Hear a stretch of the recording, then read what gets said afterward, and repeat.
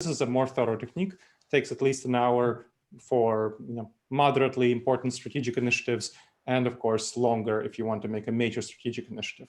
So choosing to go for that new direction in the intelligence agency that's opening up, or not, choosing not to. Both of those are important decisions. So defending your future, you want to use this technique for those sorts of things. First, decide in the scope and the goals. So what is the area that you're assessing? You can make this for a whole strategic plan for your company. So that leadership retreat Amy was mentioning during the breakout session, for a strategic retreat, that's going to be a broad area. Or you can make it for a narrow area, like, do we go for this new orientation in the intelligence community or not? Or how do we approach our hiring, since that's an issue? Or how do we do the cultural tensions that are between the Americans and the French? And that can be a strategic area. And the scope, of course. So the area and the scope. What is the scope of the project? What are you taking on? And then the strategic goals. What is your vision? What do you want to be different about the company, around your team, after you go through this process? That's a really important aspect. If you want to integrate a learning culture, you want to have a vision of how the company will be different from how it is right now to how it will be after this initiative. And that's definitely a strategic initiative, a culture change, if you want to make your company have much more of a learning culture. Then the timeline. So 6 to 60 months. I really recommend not going beyond the 60 months. Don't do a 10-year plan. That we really have difficulty predicting what's going on after the 5-year timeline. And we have the most effectiveness within the 6-month timeline. Then longer timeline, if you go toward the 60-month timeline, you know you're going to have less accuracy. So you'll need more resources to address uncertainty. Then gather your stakeholders. I strongly recommend no more than 4 to 6 people, no more than 10 people. I was having a strategic retreat to pivot a company, 500 people company. It's a $1.4 billion in September for COVID. So strategic pivot for COVID. And their leadership team was 6 people, but they wanted to include not simply their leadership team, but their next level team, which would be about 25 more people. 30 people in the room, not good, not good. So eventually negotiate to have 8 people in the room. So leadership team and 2 more people. You don't want more than 10 people. You want a balance of expertise and authority. Expertise and authority.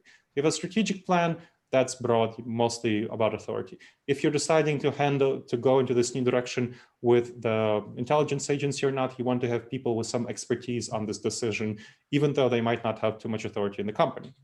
You consider recruiting an independent facilitator. So Pete might be a great person to recruit, or someone from the Vistage group, or somebody else. So obviously, so whatever you want to do, whoever serves as a good independent facilitator for you. Next.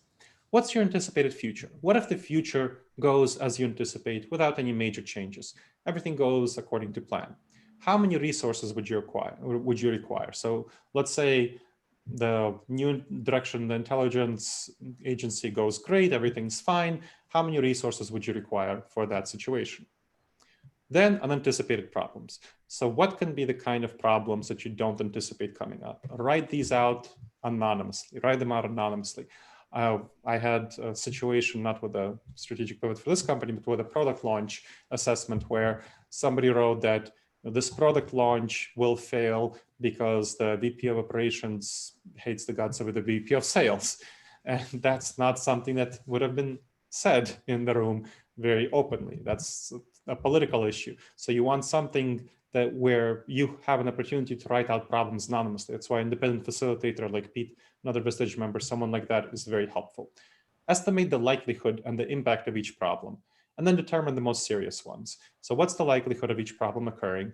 What is the impact of each occurring? So let's say if you're having, the driving is the biggest risk for you. What is the likelihood of accidents occurring? What is the impact of each accident? What would be the cost of addressing these issues? And then brainstorm solutions. So with more defensive driving, there are many things that you can do to address that. Identify what kind of resources you need to solve these problems, and update your strategic plan with this new information, including these resources that you would need to solve these problems. Then unanticipated opportunities. It's not only the problems, there can be opportunities that come up. You want to write them out anonymously as well, and estimate the likelihood and the impact of each. So for example, the company that was doing the strategic pivot in September, they are a sales engagement software company. And so what they decided to do as part of their opportunity was to create for their customers who they help with their sales to create a pivot package for them to help their customers pivot as part of COVID and in general pivot as a package, so an upsell. And that turned out to be an opportunity that they decided to pursue. That was a very promising one, and brainstorm ideas on how to bring them about and seize them, identify the resources needed. So they took some resources from their existing product development to develop this, and they update the strategic plan with this new information. And from what I'm learning about their launch of this new strategic pivot, offering for their customers, it's really quite successful. Then look at the dangerous judgment errors. So we talked about the dangerous judgment errors using the assessment. So you learn about them. If there's no opportunity to use the assessment for some reason, check for some of the most common ones. Loss aversion is a big one. We tend to avoid losses more than we want gains. Dollar lost and dollar gained gives us the same bottom line. But we're much more averse to losing a dollar than to gaining a dollar. It's irrational, but that's how it is. Status quo bias. We tend to be oriented toward where we are right now and not be willing to launch changes because of anxiety, uncertainty, not wanting to change our existing plans. That's the status quo bias.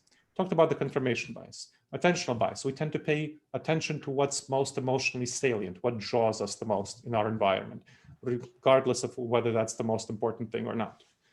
Then overconfidence. We talked about the overconfidence bias. That's a big one. Optimism bias, pessimism bias, halo effect, horns effect. So we talked about these.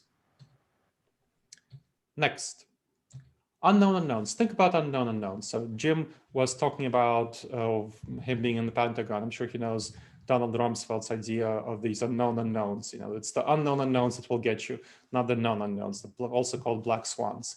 And scan your environment for these major disruptors. So the pandemic, of course, COVID-19, huge, huge disruptor. And most businesses, the large majority of them, were not prepared for the pandemic. If you look at the vast majority of businesses, what they use to protect themselves from disruptors is business continuity insurance. Well, business continuity insurance is essentially property casualty insurance. It only works if your property suffers damage, not for something like the pandemic. So they're not prepared, they weren't prepared for the pandemic, and they didn't get insurance payouts. There were a number of businesses that chose to get a pandemic rider on their insurance, and they are making out quite fine in the pandemic because they're protected and their insurance is paying them out due to the interruption in their business. So that's something that you can look at and evaluate. Okay, what is insurance offering? What are these riders that they're offering and not? What are important thought leaders like Bill Gates saying? He was predicting a pandemic for quite a while. So you can scan your environment and you can take steps to address them. And this doesn't only apply to you, that this applies to your key stakeholders. So if you're providing, let's say, government services for the intelligence agency or other sorts of services for their companies, what might be impacting them? What might be causing them to have changes, disruptors? What can impact them that can impact your business? And decide on the resources you'll need to address these. So for example, of course, with the pandemic insurance, if you decide, okay, we should buy that rider, the pandemic rider for our insurance, that's the way to address that. But you can't account for all events. You don't have riders for all events. Solar flare that takes out our communication for 2 weeks. That's not something that insurance companies offer a rider for. So you need to have a cash cushion in reserve. About 40%, what the research on this topic shows, it should be about 40% of what you use for other unknown unknowns. So when you identify, here are the kind of unknown unknowns, major disruptors, after you go through that process, you add 40% and keep that in the bank of whatever you identify. So if you have, let's say, you identify, you need 200,000 for all of these other riders for your strategic plan for the next 5 years. So that's what you need. Then you want to reserve 80 more thousand just for your bank to have a cash cushion. And consider how to make your plans more resilient and flexible. There's definitely ways of doing that, and that will help you address unknown unknowns. And finally, communicate and take the next steps. Communicate effectively about the results of this exercise to all stakeholders, reserve the resources you need, and take the next steps. All right. Now, let's go into the breakout rooms. So I'll give you about 5 minutes to discuss this and see what are your thoughts about this. and then we'll get back to a broad discussion. So a little bit shorter than the previous one, 5 minutes.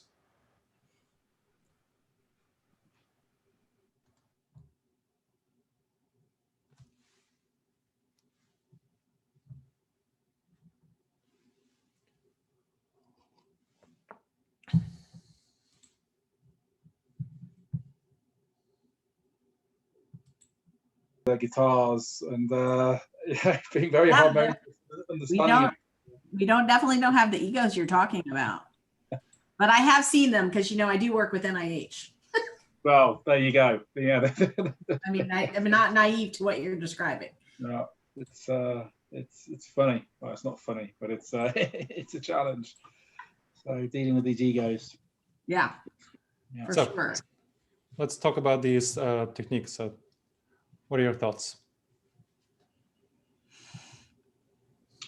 I've been sort of preoccupied with, you know, sort of this idea that I need to have a one-to-one with Mike, our president, after this, and just get on the same page with. I think what I've sort of been noticing is it's a combination of the, you know, he's very confident in himself, and I think he has right to be. I mean, we've done very well since March under his, or April, since his, you know, him assuming that, but. Sort of getting on the same page with, you know, getting ahead in this regard and sort of working this into our process. And I anticipate sort of like a, you know, we're kicking ass and taking names. Why are you assigning work to me? You know, because I'm doing work, and you know, and so just getting on the same page with. About that, and I think that's been my larger challenge with our new organizational structure is, you know, I only am really managing 2 people, but they are considerably more challenging to, they don't require a lot of management, but then when I go to dig into something or question something, the way they respond is a lot different. So I just need to nip it in the bud. It's a wise idea. And I think one of the things that I'm hearing you say, so there are both 2 things that I'm hearing you say. One is an object level challenge and one is a meta challenge. The object level challenge is how to institute these methodologies into your organization. Because everything is going well, and so people, you know, president will say, Mike will say, we're doing great. Why are you bothering me? I think that's a very fundamentally flawed and not strategic way of thinking, because the time to improve your organization is always when things are going well. You can't improve it when things are, you know, when you're in a crisis. In a crisis is the time to deal with a crisis. What you want to do when things are going well is anticipate fires and put the fires out in advance. It takes so many less resources to put out a fire in advance than to put out a fire. It's like Ben Franklin said, an ounce of prevention is worth a pound of cure. That's a culture that's very important to integrate into the organization, especially the leadership team. Each of your leaders, Ben, needs to be thinking that way.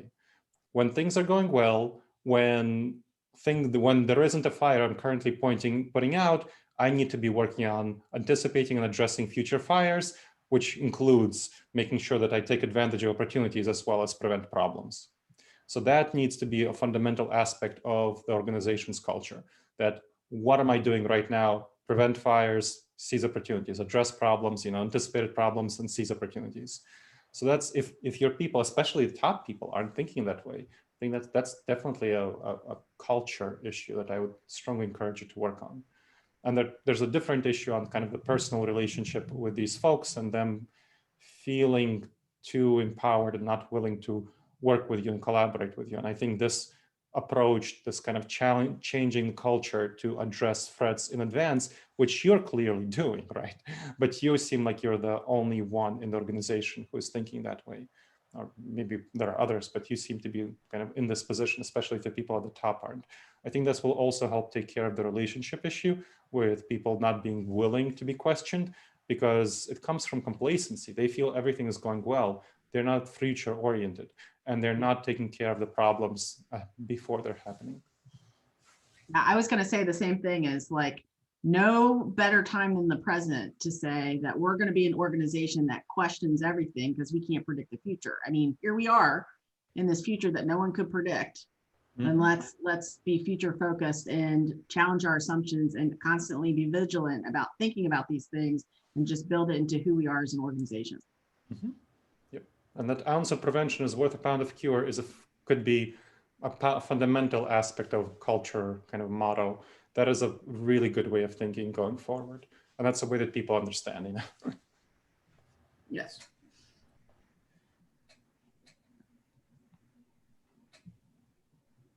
I mean, the way you describe this, Dr. Gleb, I mean, when I think about the strategic planning process, I mean, I've done, since I've been with my organization for just over 2 years now, I've had to present the several iterations of the 5-year plan to the board of directors. And the company's gone through a fairly large strategic change over the last 2 years. And so that strategic planning process has been very much a constant scenario that I've been working with. And when the way you describe this, it resonates very strongly around, well, a lot of this is strategic planning that you're describing here. And when I break down the strategic planning process I've been going through over the last 2 years, it does talk to a lot of this. So I think it's just good reinforcement.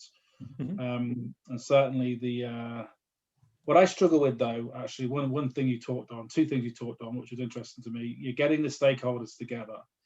You have your leadership team and you have the extended leadership team. And I have a dynamic right now in my organization where a lot of the extended leadership team are clamoring to be on the leadership team. So the way I look at it, I have a global leadership team, which takes the general managers from my French organizations, the GM from my US organization, global head of sales, CFO. That's really the most senior level of business.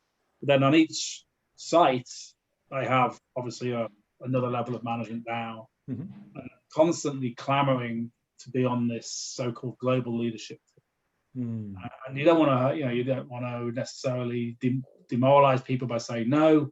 So you try and bring them in for maybe special projects. You maybe invite them in to present. They may be sitting on that leadership team for a particular project, but it's getting that balance between motivating and not diluting all the decision making.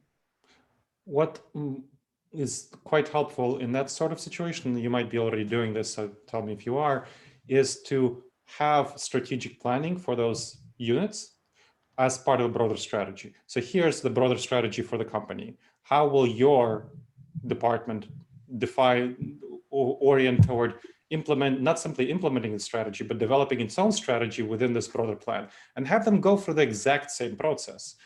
Okay, here's the broader company strategy. How will we fit into it? How will our department develop our strategy in the context of this broader company strategy? This process, that's Defend Your Future, goes for this very well. It addresses the same thing. It's kind of, here are the scope and goals, because the scope and goals need to fit within that. But there's many ways that each business unit can accomplish the broader strategy of the company. So you want that local leadership unit to also go through its own strategic planning process. Thank you. You are welcome. So finish up the discussion. We'll be closing up in 60 seconds, but welcome to finish up the discussion, address other things that you want to address. So Jarth, I hope that's been helpful. That answer is helpful. Thank you. And then, of course, you can see who in those teams performs best in those local leadership processes as a way of grooming the next generation of leaders. Because, there are some people who think they should be on the leadership team who really shouldn't be on the leadership team. No, for sure. For sure. Okay.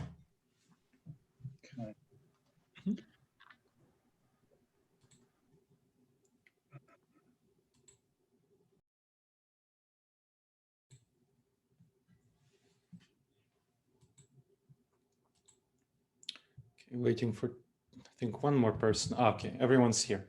Great. So what are your insights and questions that you have about this process from the discussions and just your pondering of it?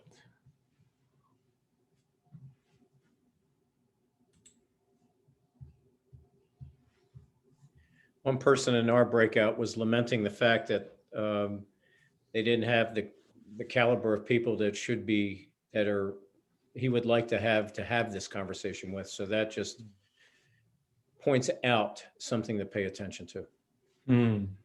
That's important to realize, that sometimes some folks are not going to be a good fit for a leadership role. You can, however, get them involved in various aspects of the process. And I'm telling you that they can address things. And I've heard this before. What they can do is they contribute to the unanticipated problems and unanticipated opportunities section really well.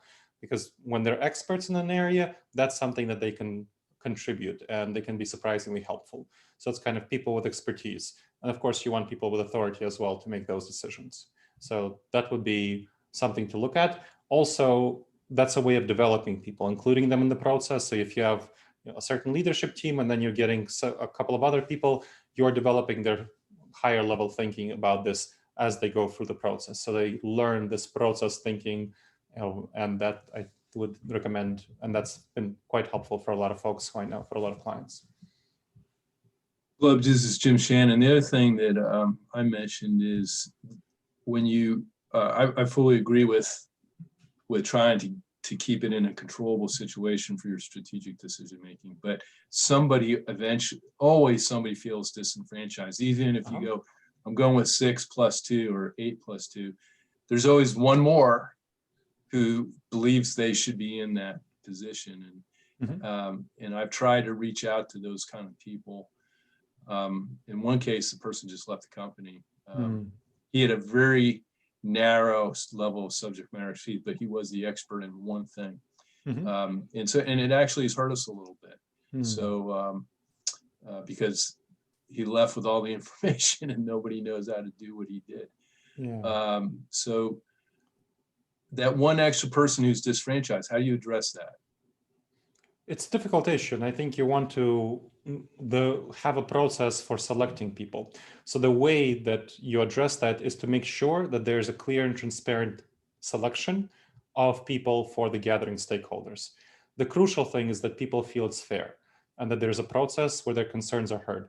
If they feel that it's just subjective, just Jim kind of, just snapping his fingers and deciding you're in or out, that will be a negative. They'll feel the attention, they'll feel not cared for, they'll feel disrespected. But if there's a process where you go for, okay, here are the standards that we use for who's going to be included, for who's not going to be included in this meeting, and maybe the standards for next one, not shifting the standards, will mean that you will be included because your expertise is more relevant or something like that. You will have a process that will help people decide, feel enfranchised, feel that it's fair. It's all about fairness when you go for the decision-making process and how people respond to it. They